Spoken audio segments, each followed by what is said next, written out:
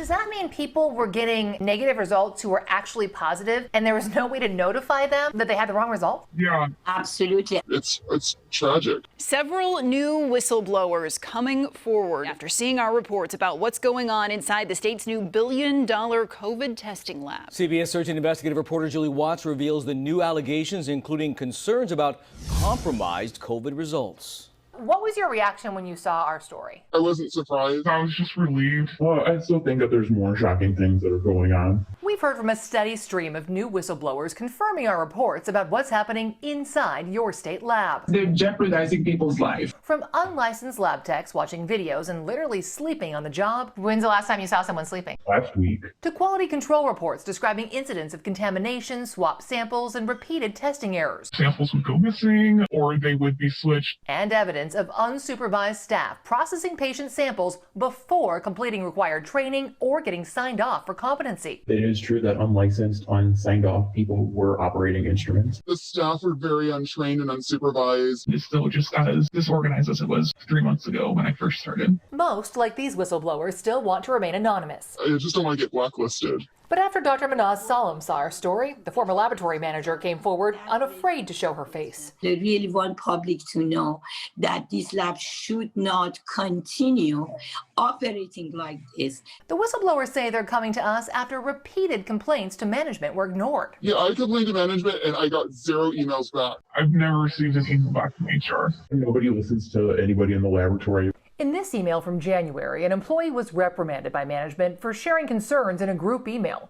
A manager appears to say a mass email, quote, doesn't look good for the company. The employee's concern?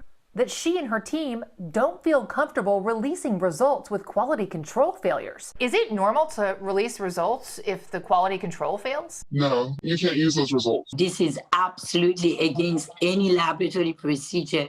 They say it wasn't an isolated incident and just one of many examples of potentially compromised results. If they realized that there was a mistake made, nobody knew what to do. They didn't have a mechanism in place to issue corrected report immediately. For instance, according to this quality control report, 22 wrong results were released from this batch in mid-November.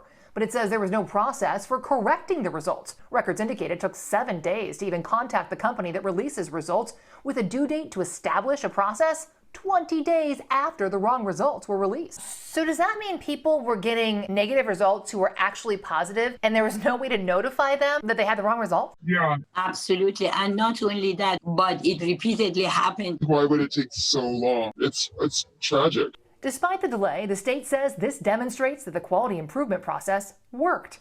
In all of the past experiences in other clinical labs that I have worked in, I've never just witnessed anything like this. For the whistleblowers, this is a David versus Goliath story. As they point out, the California Department of Public Health is now investigating its own lab. It's a conflict of interest. They believe federal investigators should now take over and hope publicizing the problems will force them to take action. Every patient sample deals with somebody's life. The public deserves to know what's going on in their state lab, and everybody deserves to have correct results.